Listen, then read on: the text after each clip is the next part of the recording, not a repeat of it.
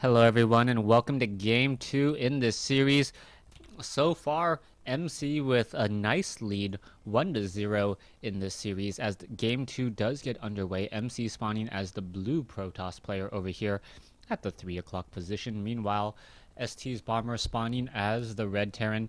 Once again, thanks to well, it says Day 9 and DJ Wheat were the original observers of this, so shout out to Sean and company.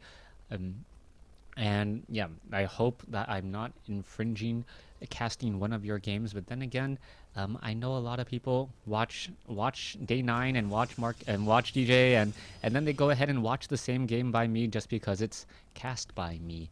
Thank you for all of my dedicated fans out there as game 2 now underway. Bomber spawning as the red Terran player here, and this game is already underway as we see supply depots and pylons being placed down. Now, this is Antigua Shipyard. Version of the map does not have gold mineral patches. It is, I believe, forced cross spawns, as I believe this is the GSL version. There is also a supply depot down over here. I should most likely just... dang it, where is... There we go. Go ahead and hide this. It feels like my friends list is always much, much larger now. Now that Diablo 3 is released and everyone is on Battle.net trying to get to that land of the unicorns.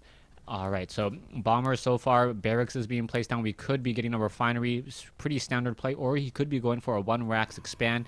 Meanwhile, MC going for that standard 15, a little bit of a later gas just because Protoss is able to chrono boost out probes and spend that mineral a little bit more quickly during the early stages. SCV and the probe will pass each other right there. Probe going to take a quick look around and see that there is no command center down over here. He wanted to see if it was a command center first build. As the probe now takes a look, sees that there is no refineries at all, and pretty much knows that this is going to be a very economic game. We could see a command center placed down here in just a moment, and then perhaps utilizing bunkers here.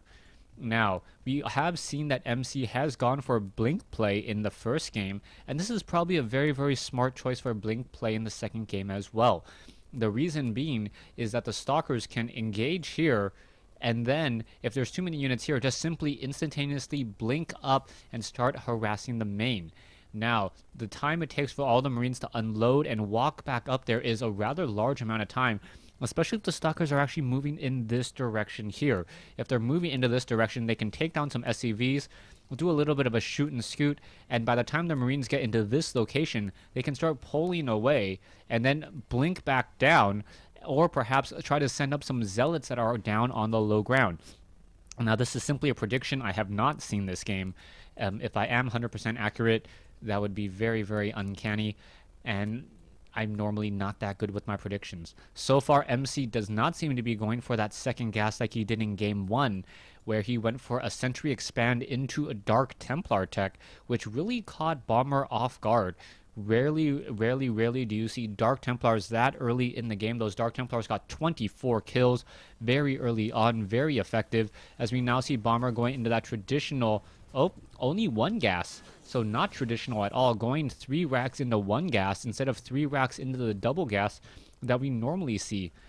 Bomber is going into an orbital command at his natural expansion. There are Marines inside 1 bunker here.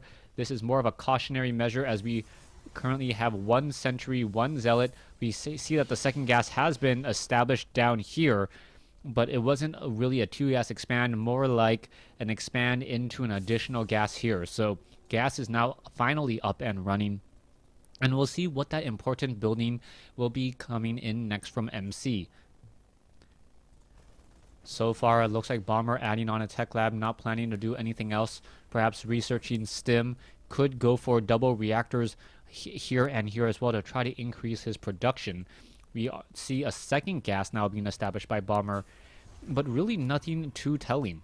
MC is going for that robotics facility, and I like the placement on MC's buildings. One of the problems with Antigua Shipyard is that you don't want to build all of your buildings so close to the edge that siege tanks on the low ground can easily shoot them. But at the same time, you want to build up close enough to the edge so that if your opponent tries to drop you in the fog of war, you still have enough time to react and respond.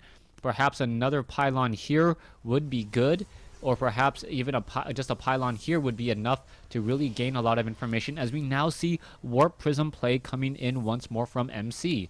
Now, Warp Prism play, I can't even call it untraditional any longer. A lot of people have been experimenting with Warp Prisms, experimenting with how good they can possibly be, and perhaps giving Protoss a way to do harassment early on in the game. Most of the time, most Terran players don't build right up along this edge here.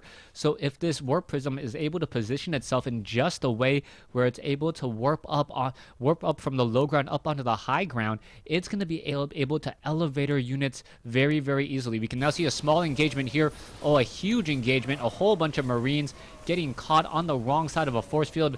There you go. And more importantly, this Warp Prism was not spotted. All of those Marines are simply going to back off. You're going to see a refortification here on the front door.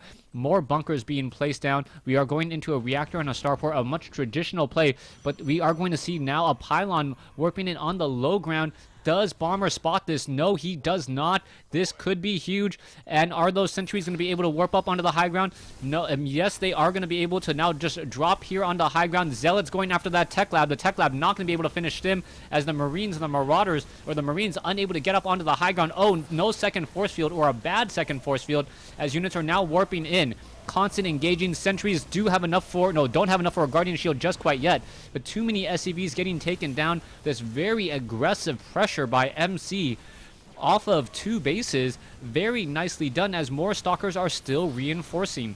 We can see that there's also one pylon back over here as a secondary backup unit, and there's the GG coming in from Bomber. A very fast game 2. As Bomber was not expecting that elevator Warp Prism style. You can see that it was all powered only off of 3 gates, but MC somehow making those 3 gates seem like 5, had such a large army and caught his opponent out of position. Thanks for watching, thanks for listening, hope you guys enjoyed Game 2.